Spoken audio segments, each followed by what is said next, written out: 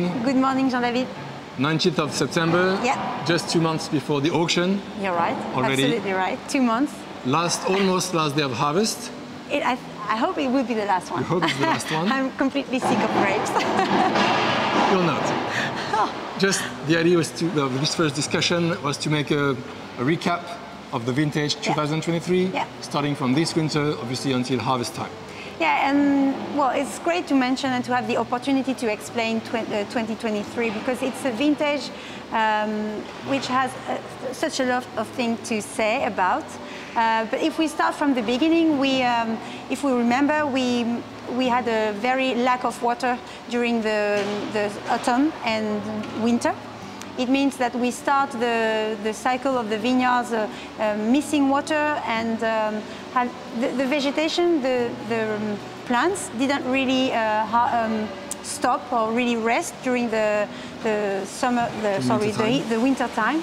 So it means that we start very straight away in the vineyards. It starts very early, so we thought at this time that it was a 2022 again because we only had few days difference between the two of them.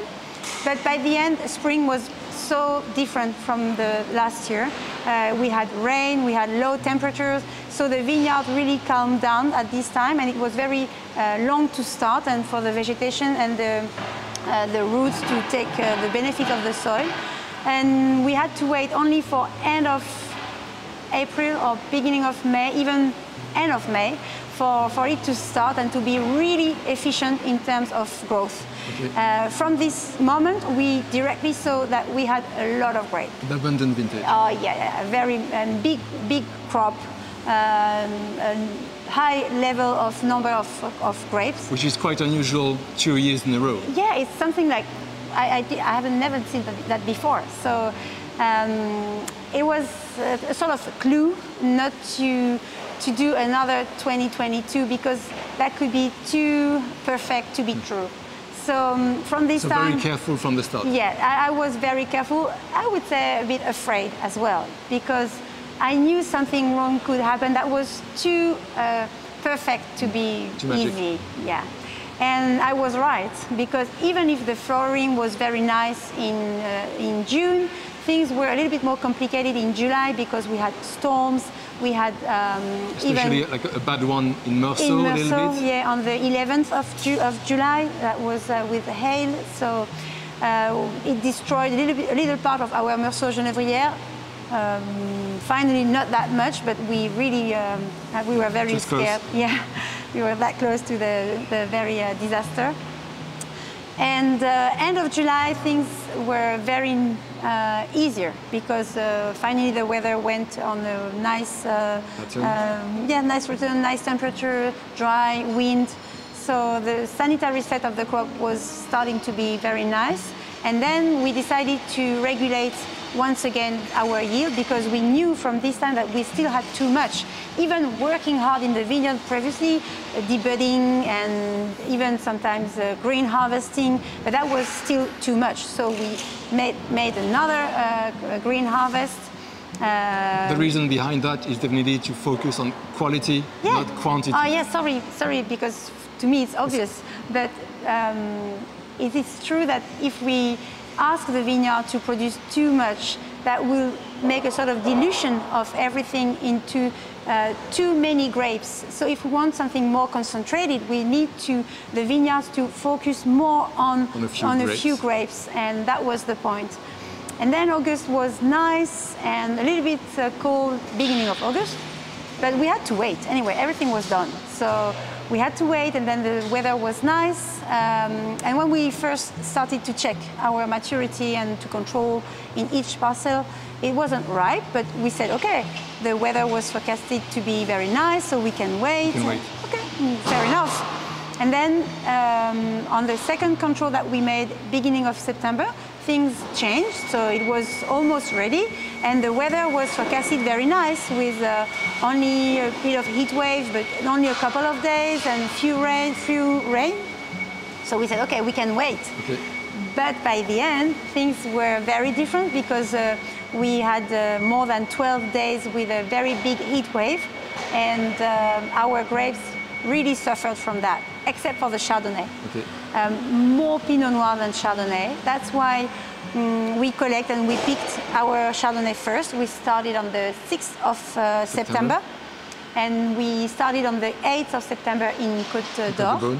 And then we only started Pinot Noir on the 11th of September. Okay. Because it was that long, it took that long for the Pinot Noir to be right to the point. We lost a bit of crop because of this heat wave, but we decided by concentration, by dehydration as well. I don't really know that in English, but dehydration. Yes, thank you. And so we lost a little bit of I would say, yeah, maybe not a little bit. Sometimes a lot of potential. But the idea was to harvest and to have less grape, less quantity, but top and really excellent quality like caviar. Okay. And this is completely assumed and completely dedicated to the great wine that we want to do. So and this started, as you were mentioning to me, already when you're picking up. Already in the fields, in the vines, the vineyards themselves. Yeah, because to be picky and choose the best right from the vineyard to bring them in the winery on the sorting table. Yeah. Okay. I asked the team in the vineyard to almost already sort out all the grape, and for us to be only focusing on details and very like sort of orfèvre work in detail. And they played the game. Okay. I really thank them because it was one of the conditions for my schedule to go through, and we managed to do it. So it was a very nice condition to harvest and to for the team to follow. So what can you say in terms of aromatic profile already in both colors? Well, it's nice that you mentioned this item of aromatic, because when we taste the grape, when we first thought about the harvest date, we saw that we felt that this maturity of aromas was ready even sometimes before the sugar maturity, the potential of in alcohol of the fruit. That's promising. But it is nice. I mean, it was nice, and it was right, and it was true both for Pinot Noir and Chardonnay. So it's high potential in terms of aromatic. It means that we now have a Chardonnay smelling very pure and fruit and very nice.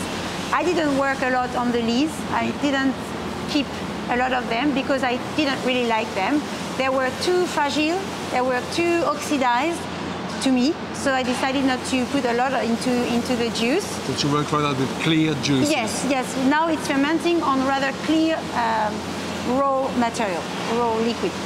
And for the reds, it's a bit different because it's like if we have several vintages in one. Okay. In one grape sometimes? In one grape most of the time. But as we selected only the best one parcel by parcel, we have different style, but the common point of all of them would be that it's very pure and nice in aromatic.